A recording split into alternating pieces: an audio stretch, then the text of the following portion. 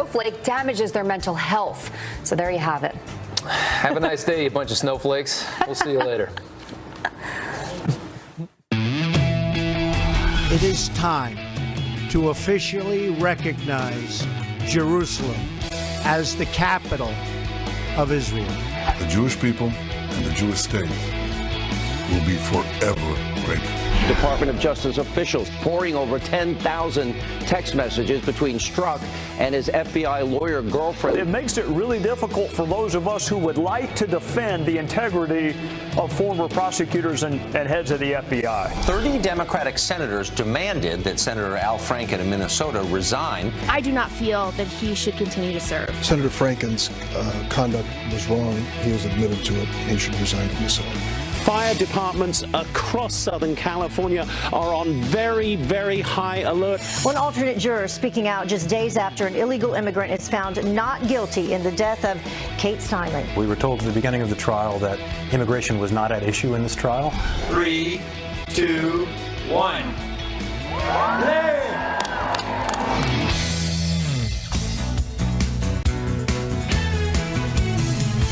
Let's get it started. Let's get it started in here. Let's get it started. Let's get it started. That's pretty good music to start the program. Live from Studio F here on the mezzanine level, Fox News World Headquarters. It is December 7th. Wow. 2017. Say that out loud. December 7th. Let's get it started. It's a Thursday. Let's get our Thursday started because the weekend, can't you smell it? It's right around the corner. You got to get that Christmas shopping done. It's also December 7th, not 1941, but 2017, Pearl Harbor Day today. A day that will live in infamy. It will live in infamy. We should remember it forever. I watched the movie the other day, and gosh, you can watch that movie so many times. I love it. And Saving pick Private up, Ryan? No, Pearl Harbor. Pearl Harbor with Oh, that's right. Oh, who are the actors in it? Oh, you know. I don't know. Ben Affleck. Ben Affleck. Great movie. If you haven't seen it, you should watch it. And it reminded me of what those soldiers, what our military went through. Many of them were trapped inside the boats as they were going down, and they couldn't get out. Surprise attack. It's true. Indeed. Anyway, we've got a busy 3 hours. Starts right now. And down in D.C. and across the nation, all eyes are on Senator Al Franken as speculation mounts that his announcement that he announced yesterday, today, will be his resignation. Yeah, it comes as Democrats are turning on him now, demanding that he step down after an avalanche of sexual misconduct allegations. Our own Griff Jenkins live at our nation's capital with what we know at this moment. Griff, good morning. Good morning, guys. Pete, here's what we know. We know that sexual misconduct allegations, 2 of them flooding in yesterday, a 7th woman accusing Franken of trying to forcibly kiss her, and an 8th saying he groped her posing for a photo. And if he does resign later today, as many expect, it will be the Democratic women of the U.S. Senate that brought the pressure to bear. By the end of the day, 14 of the 16 female Democratic senators in the Senate were calling on the former comedian to resign. His fellow Minnesota Senator Amy Klobuchar stopping short on calling for his resignation, but tweeting she had spoken to him and was confident he will, quote, make the right decision. The tidal wave, though, began with New York Senator Kirsten Gillibrand. I do not feel that he should continue to serve. When we start having to talk about the differences between sexual assault and sexual harassment and unwanted groping, you are having the wrong conversation. You need to draw a line in the sand and say none of it is okay. None of it is acceptable. Now, news of a resignation was first reported by Minnesota Public Radio, but Franken's office quickly downplayed it, saying that no final decision had been made, and he is talking with his family and plans to make an announcement today. This is the most powerful Democrat in the Senate. Chuck Schumer, though, joined the chorus of calls to step down, saying, quote, Senator Franken should resign. I consider Senator Franken a dear friend and greatly respect his accomplishment, but he has a higher obligation to his constituents, and he should step down immediately. We'll see what the day brings. Some have questioned, guys, the timing of the outrage over Franken.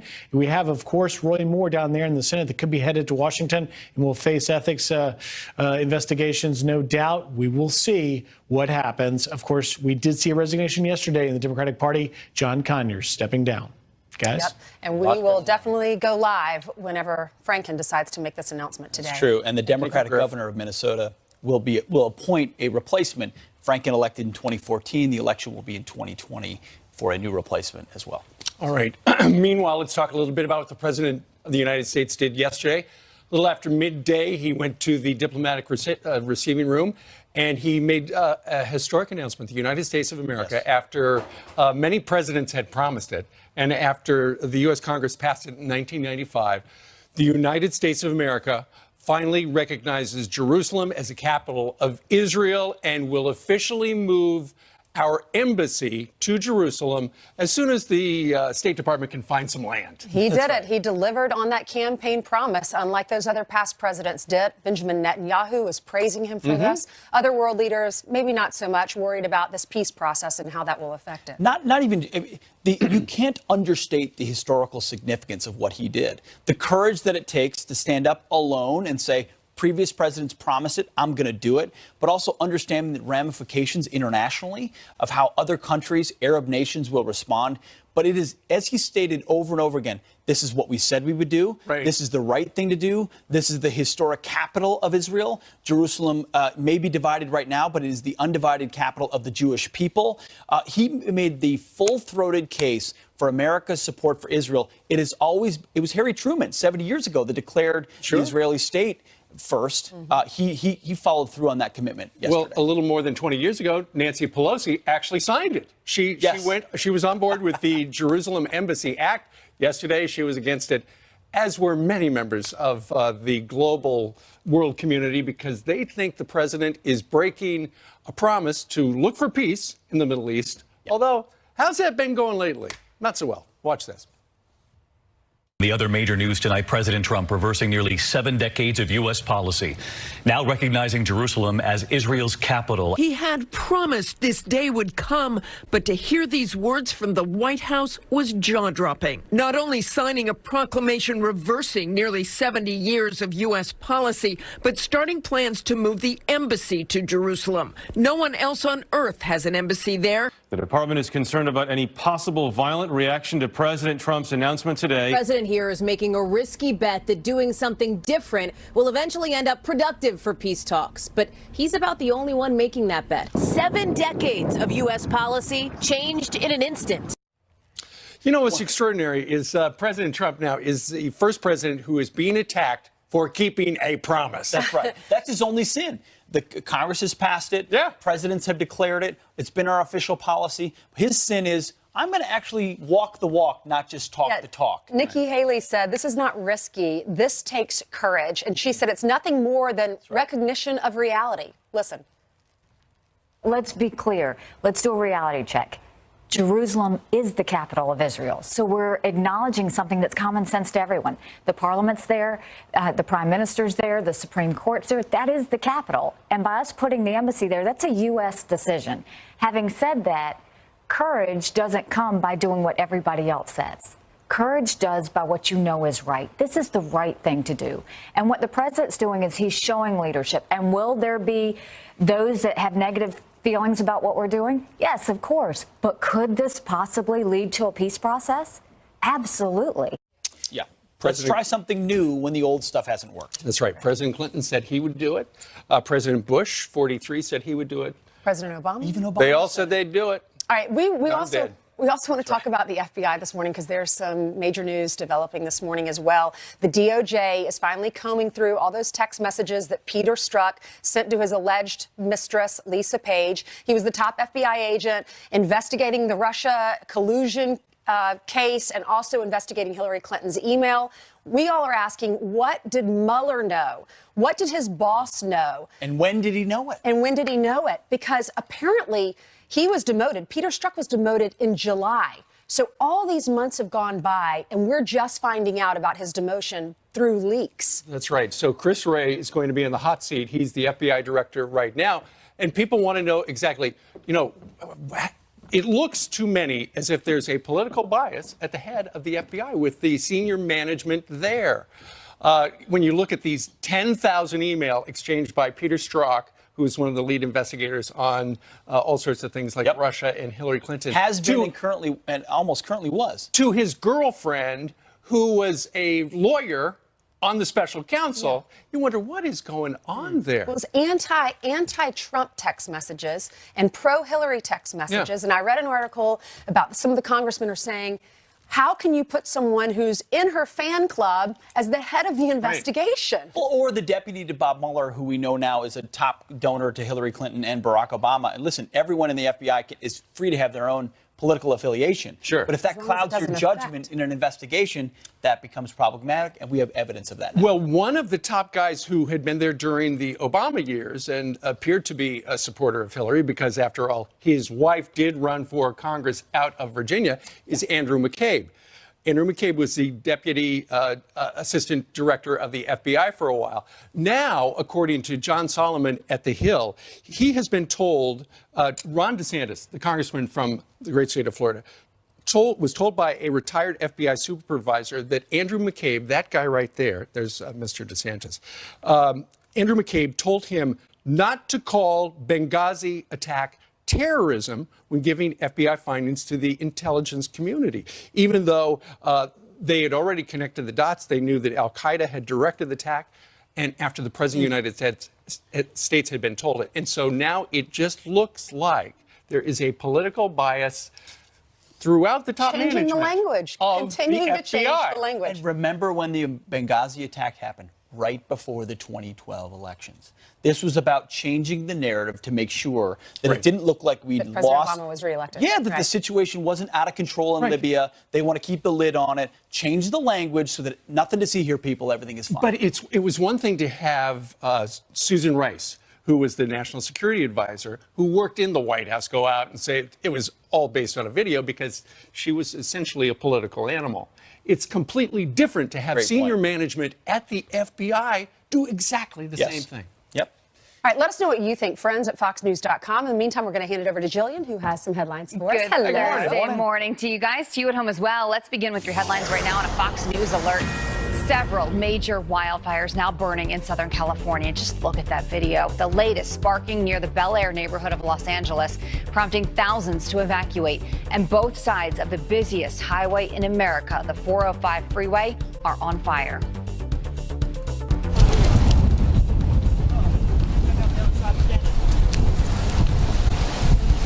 Gosh, that is scary. It could even get worse today as forecasters predict hurricane force winds.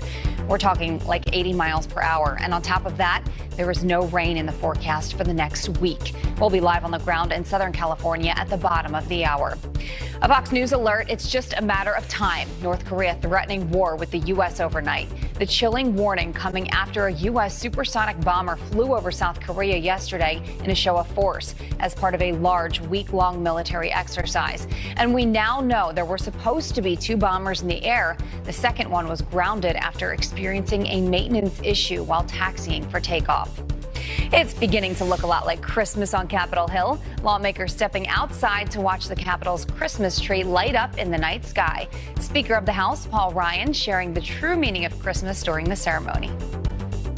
When the angels appeared in the night sky to herald the birth of a Savior, amid our cares and troubles, we gather to see for ourselves that the light overcomes the darkness. This year's tree came from Montana. An 11-year-old boy hailing from the state had the honor of flipping the switch and lighting it up. Let's look at your headlines. I'll send it back to you guys. 'Tis the season. Yes, it is. Thank you very much. Well, it is the question that everyone wants an answer to. How is a 5-time deported illegal immigrant acquitted of Kate Steinle's murder? A juror just broke his silence, and that is coming up. That'll be interesting to see. And liberals still scratching their heads over how Trump won the White House. Still scratching.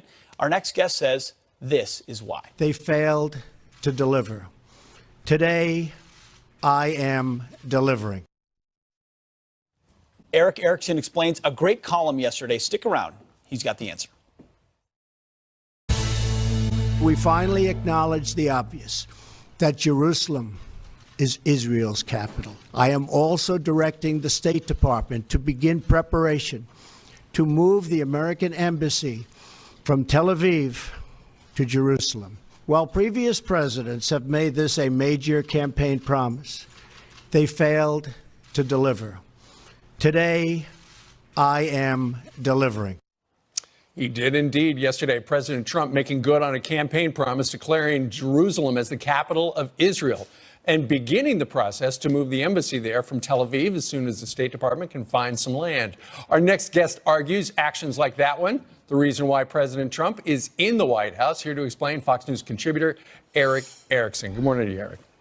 Good morning. Okay, so the headline in your op-ed on FoxNews.com, Jerusalem is why Trump's in the White House. What are you talking about?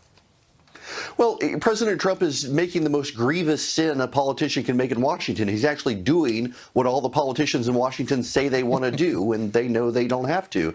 He's taking them at their word. I mean, just like he took Republicans at their word that they wanted to repeal Obamacare when they probably really didn't. He's moving the capital, recognizing Jerusalem as the capital of Israel, which, by the way, it already is. He's just recognizing reality. When every major politician, every presidential candidate, both parties of Congress in their platform documents, and a bipartisan resolution of Congress all declared that we should do exactly what he did. And now that he's done it, they're all like, oh, gosh, he can't do that. And in fact, Nancy Pelosi, who was just a member of Congress back in the mid-90s, she voted for this, and now she's against it. What's up with that? Right. Look, this is just Washington hypocrisy. These politicians do things and they go fundraise on them and say, I support this, knowing that it's never going to happen. Well, now it is. By the way, it's really rich to watch these Democrats who said we've got to change our Cuba policy because it wasn't working for so long, suddenly say, oh, we can't change this policy in Israel that hasn't been working to something that might actually work. Right. Well, his critics, President Trump's critics say, you know, he ruined the Mideast peace process. Really? What peace process? Exactly. Right. Listen, in Washington, there's this little game where they turn a blind eye to all the violence happening in Israel, all the rockets launched by Palestinian activists, until Israel does something. Then suddenly they do this, both sides are to blame. Both sides are not to blame for this stuff, and at least we finally have a president willing to say that both sides aren't to blame here. One side is a Western democracy that we should be supporting. I got to read the last line of your column. It says the reaction of Washington's elite will only prove to Americans that the voters were right all along about the liars inside the Beltway. And that, in turn, will probably help reelect the president in 2020. If you want to read it, go to foxnews.com. Eric Erickson, always a pleasure. Thanks very much. All right. What do you think about that? Email us, friends@foxnews.com. Meanwhile, it's a boy, it's a girl, it's an X. That soon could be an option on birth certificates. We're going to tell you that story. And should you have to get a drug test if you want food stamps? Seems like a no-brainer to many. Then there are some people who are against it. Why? Stick around. We'll be right back. And let it out. We saying, oh, we, oh, we, oh, we, oh. Here's some quick headlines for you. Los Angeles is set to become the largest U.S. city to legalize recreational marijuana. After months of debate, the city council voting to license sales starting next year. You have to be 21 years old to smoke the marijuana, and you can only possess up to an ounce at a time. Medical marijuana has been legal in that state for 2 decades now. And it's a boy, it's a girl, or it's X. Washington state considering a third gender option on birth certificates. Right now, state officials looking for public comments on the proposal. If it's approved, parents can skip labeling their newborn child as a male or a female starting next year. Oregon and California, believe it or not, have already passed similar laws. Pete? Well, Wisconsin could soon become the first state to drug test food stamp applicants. The state's lieutenant governor said this about the plan on Fox and Friends yesterday. This is a means to an end, and the end is the dignity of work and an opportunity to climb the ladder to your own American dream. We just need more people with talent who are clean, who can go into our workforce. Well, those who fail the drug test would receive treatment if they couldn't afford it.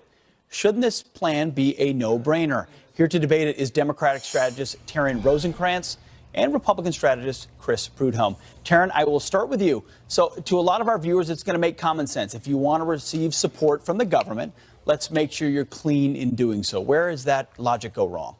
Sure, and I'm going to take the moral argument out of it for a second about protecting the most vulnerable in our country and in that state, and just look at the example of what Wisconsin is actually doing. So self-admitted by the governor, there's about 0.03, that's less than 0.5% of people they expect to test positive. That means this is not a widespread problem. It's not rampant. The state, just so you know, so the state of Wisconsin has actually had terrible budget shortfalls and shortages, and they're having all kinds of issues. So to spend like scarce resources on less than 0.5%, which isn't a rampant problem, it's actually not going to encourage the jobs and more drug-free workers in the workplace. It's really not going to have much of an impact at all, but it is going to take much-needed resources away from prevention programs, job trainings, education. The schools are already having budget shortfalls there. I mean, what we really care about is educating our children and making sure our families have what they need. Aside, like I said, the moral argument that this is a, a safety net for the most vulnerable. Well, Chris, so, keeping all of that in mind, I don't think it's a no-brainer at all. Well, Chris, I mean, taxpayers matter as well. I'll put up a statistic here. The amount of food stamp enrollees in Wisconsin, 670,000 of a population of almost 6 million. So even if it's a 0.03%, whatever percentage it is it not make sense for the government to do their due diligence and make sure if they're giving out taxpayer dollars, they're giving it to people who will use it responsibly? Absolutely, Pete. Look, one is too much. $1 is too much. One person is too much. We have to start cutting down on wasteful spending. And look, Governor Walker is absolutely right. It is not unconstitutional to go get a job, to take care of yourself. Welfare is not designed for you to stay on top of and to be a crutch. There are people who are career welfare recipients. We have to stop that. It's time to stop enabling people to be on the welfare system. This is not a plan to target the low income. This is a plan to target what's wrong. And what is wrong is being on welfare, is doing drugs. And that 0.3%, I'm certainly sure there are many other individuals who may do low-level drugs or other things. This is about a much bigger picture. Taryn, I mean, you can't be on drugs and be in the military. Why should you be able to be on drugs and receive my taxpayer dollars? And this program provides for follow-up treatment for those who are testing positive. So is this not a way for government to evaluate efficiency in their services, but also take care of people who are addicted? Well, the part that no one's mentioning is that this has been deemed unconstitutional. So I know you said that it has been deemed unconstitutional, not for the reasons you said, which are, everyone would agree with that you certainly don't. But why it's unconstitutional is that it's been deemed that way for an unlawful search. So if we're looking at this just from the law of the land, which we all like to uphold the Constitution, right? We all want to uphold the Constitution. Which is the drug testing aspect. But the Trump administration has not acted on that yet. So right now, this is Governor Walker acting alone with scarce budget resources, focusing on something that's not going to be helpful. I agree with you that welfare reform, and I think the Democrats in Wisconsin agree that welfare reform is something that we want to look at. But more importantly, we want to look at how we can prevent drugs in the first place. And that's after-school we also programs, should not be enablers. education and job training in the workforce. Very briefly, but we also don't need to be enablers of people. And look, this is certainly it was a federal appeal. This is why the governor put a new piece of the policy in place, which is this aspect of it to actually drug test. That was not originally in it before the federal appeal. Not the first time that Governor Scott Walker has stood alone, beating recalls and others. Taryn and Chris, thanks for the debate this morning. We appreciate it. Yep. All right, well, back to a Fox News alert. Unbelievable and stunning images out of California as those wildfires intensify. Take a look at those. Now scorching 90,000 acres, and authorities saying the worst is still yet to come. Worse than that you're looking at right now. We're live on the ground. Plus, President Trump's decision to move the embassy, the U.S. embassy, to Jerusalem, not sitting well with all of our allies, including UK Prime Minister Theresa May. She's been on the wrong side of a few issues recently. Host of The Next Revolution, Steve Hilton, he's here live on set to weigh in on this historic decision coming up. But first, happy birthday to Larry Bird. He's 60 years old. He's my father's favorite player of all time, one of the greatest Celtics of all time. Happy birthday to Larry Bird.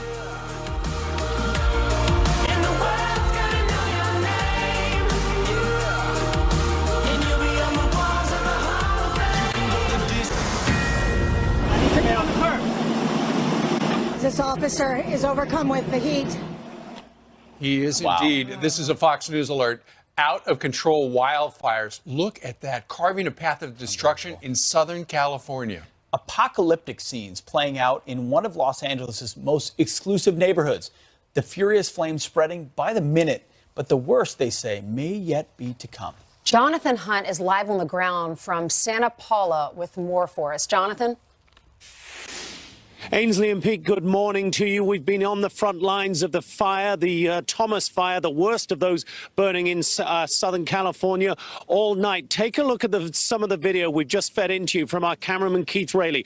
Up close on the fire lines with firefighters battling in an extraordinary fashion to prevent the forward progress of flames towards the small city of Santa Paula. They appear to have been successful so far here, but there is a long 24 hours ahead with the Santa Ana winds due to kick up even more and fan the flames. And as you were mentioning, another of the dramatic and frightening fires took place in the exclusive neighborhood of Bel Air in Los Angeles over the past 24 hours. 4 expensive homes burned there. It caused some chaos for commuters along the 405 freeway, one of the busiest in LA. And as I say, 24 hours of intense winds and intense battles ahead for firefighters.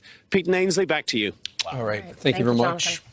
It sounds like there's a possibility there could be hurricane force winds, 80-mile-per-hour winds. Spreading the flames even more. Let's bring in Steve Hilton. You see him here on the couch. He was director of strategy to former British Prime Minister David Cameron and now hosts The Next Revolution from California. He's here, obviously, in New York. But is this affecting you? This is close to the Bureau where you go. Well, we were just discussing it. Literally minutes from where our show comes from. You've been there, Pete. You know, it's so shocking when you see these events so close to where you live and work. Earlier in the year, just a few weeks ago, we had a similar experience up in Northern California, where we're actually where I live with my family, and we'd go out in the mornings. Thankfully, we weren't affected directly, but you could literally smell the smoke from the wildfires in the Northern Bay Area. You just worked your whole life to build your home, and then it's so awful. 1 second, it's so awful to see this, and also every single time I just think of the firefighters, the incredible work that they do, to keep people safe and try and protect them. Indeed. Steve, you work for David Cameron. The United Kingdom Prime Minister Theresa May does not have kind words for President Trump when yesterday he declared that Jerusalem is the capital, the eternal capital of Israel, and we're going to move our embassy there. So when you talk about kind words, the specific word that she used was unhelpful. And that word took me right back to my time working in 10 Downing Street, because that's exactly the kind of sort of bureaucratic language that these politicians come out with. It's why Donald Trump got elected. Unhelpful. Hang on a second. How helpful, by the way, has she been? Has all the other people who've been critical of this decision, President Macron of France, the EU, they're all condemning it. Why is it unhelpful? But hang on a second. How helpful have they been? What have they done? How successful has the status quo policy on Middle East peace been? All these people who are criticizing this move, they're defending a failed policy for years. Is this why you moved to America? Basically, we were just talking about it. I'm so happy to be here, and it's so good to see. You know, this is actually, it's so true. This decision of the president's is just like all the others, like on Paris, the climate accords, on so many other things, where he does something that is different to the status quo, to the way things have been done. And then everyone around the world says, look at that, it's the absence of leadership, it's America, not it's the opposite. That is real leadership, to challenge the status quo and move things in a different direction. Israel is a democracy. It's a capitalist country that's contributed great things to this world. Why is the Western world rejecting the idea that we would acknowledge their capital? I think because there's this groupthink. It's a word Tucker Carlson uses all the time on his show. It's so true here. There's groupthink that affects the politicians, the diplomats, the bureaucrats, the people in the EU and the UN, and the way that things have been run. They all think the same way, and they have their cozy way of doing things. And when it's disrupted, they can't cope. It's true. Steve, it's always a pleasure. Thank you very much for joining us today. Thank you, Good Steve. to be here. Thanks. All right, we'll be watching your show this weekend. 9 p.m. on the Fox News channel. Look at that. He was able to work that plug in. Exactly. I know what I'm doing now. Live from California. All right. Steve, right behind you is Jillian. We're going to hand it over to Jillian. She has some headlines for us. Hi, how are you? Good morning. Good morning, Steve. Morning. And the other. I got nothing. All right, I tried. Good morning to you at home. Let's start with this. Congressman Al Green's attempt to impeach President Trump failing miserably. Donald John Trump, by causing such harm to the society of the United States, is unfit to be president and warrants impeachment. The House Democrats' articles of impeachment did not allege President Trump committed any crime, instead argued that he is a disgrace to the presidency, but it failed in a 364-58 vote. Top Democrats, including Nancy Pelosi, tried to stop Greene's attempt, saying now is not the time. An alternate juror speaking out days after an illegal immigrant is found not guilty in the death of Kate Steinle. That juror now reveals the fact that the killer had been deported 5 times was virtually ignored. The crime was specified by the prosecutor. In this case, that was specified as brandishing of a weapon. At the end of the trial, right before the closing arguments, I think that was the first time that we'd heard the word brandishing during this 5-week trial. There's no evidence that the defendant did that. That made it a non-starter for the manslaughter charge.